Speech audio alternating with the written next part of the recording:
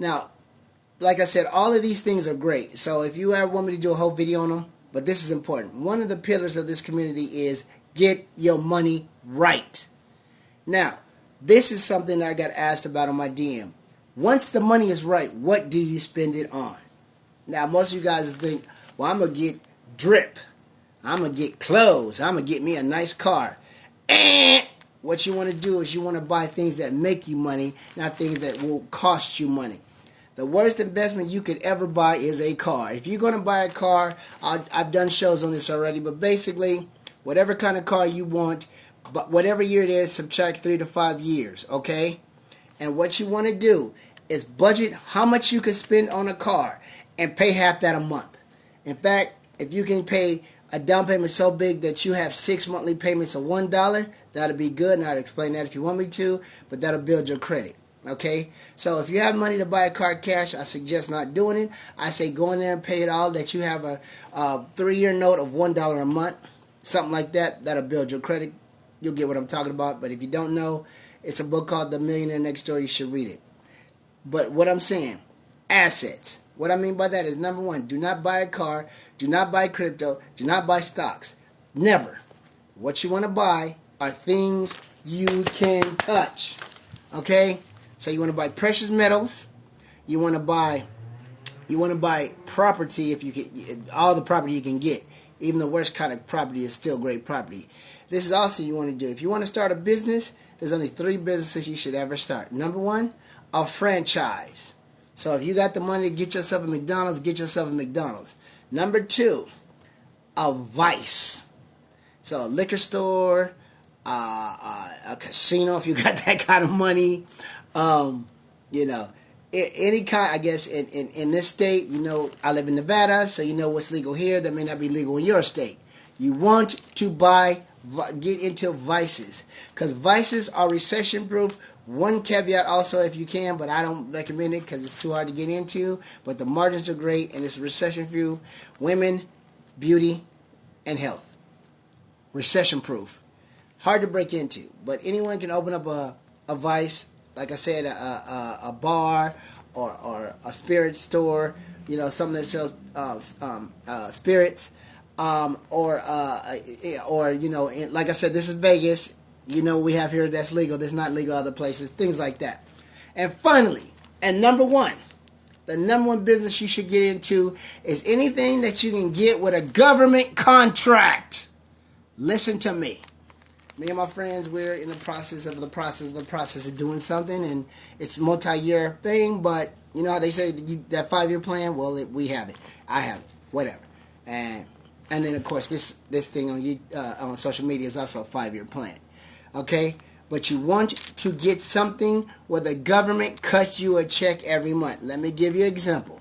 Many, many, many years ago, when I was a young puffy, my aunt and uncle were when they first started buying properties. And the first thing they said is they want to get Section 8. Number one, because they want to help low-income people, because it's hard for people with low incomes to get a nice, clean, safe place to live. So they went to Section 8. And number 2, they ain't fighting nobody for no rent. They said if Section 8 pays 90%, then we'll take the 90 and keep it pushing. And the reason why I say get all these 3 things is, number 1, of course, recession-proof items, all of them. And number 2, you're almost guaranteed money, okay? So the government will cut you a check. So what you need to do is look into things that the government will pay you to do. I have a friend that has halfway houses for parolees. I have another friend who takes in people into their sober living home for people with drug and alcohol addiction. I have another friend who, before they stopped it, was working on the bullet train from California. I think it was from California to San Francisco, that one. He was working on that. What he did is it doesn't matter, but they closed it down. And all 3 of them were getting fat checks every 90 days. So what I'm saying, that's what you spend your money on, okay? Things are assets. If you want to get a nice car to floss and impress, I'm not a hater on that.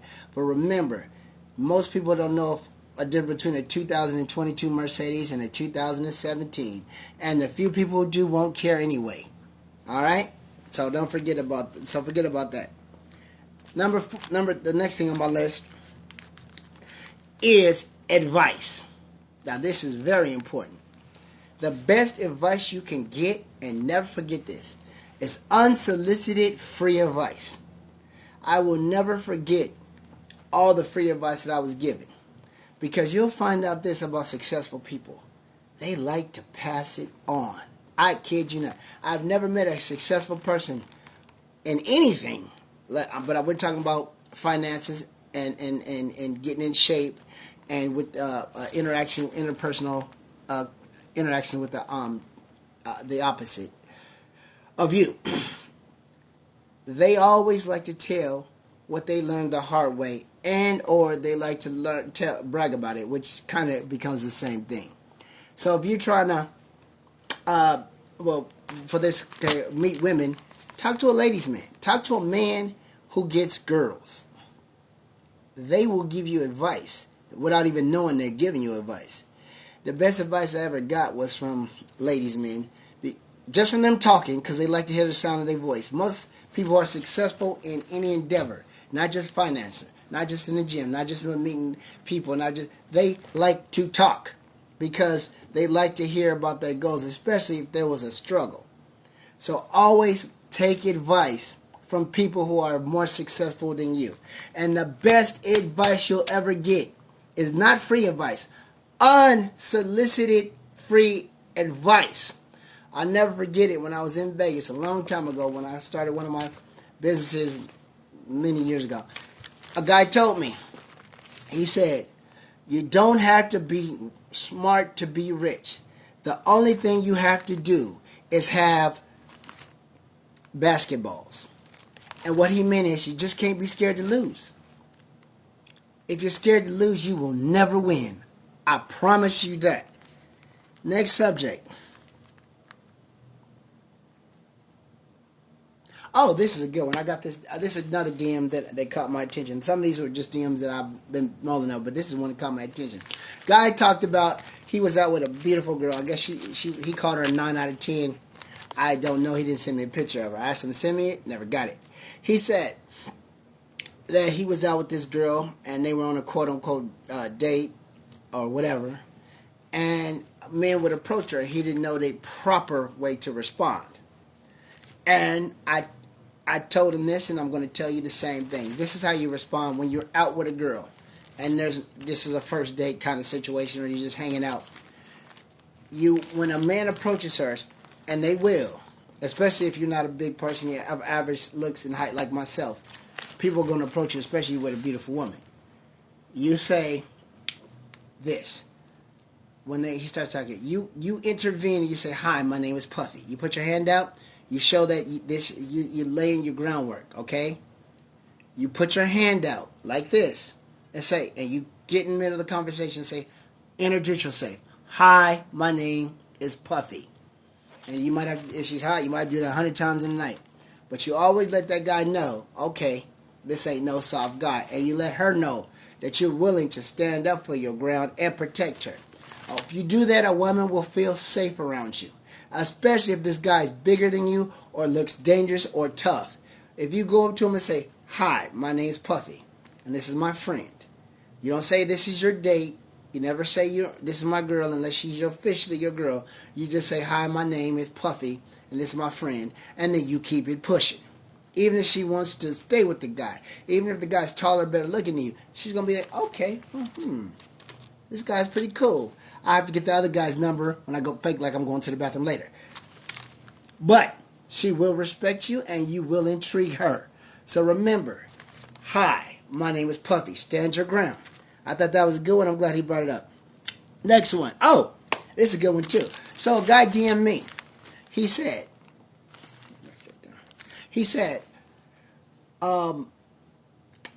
I wanted you to ask a question on my behalf because, very few people want to do this kind of thing. And the question was gardening.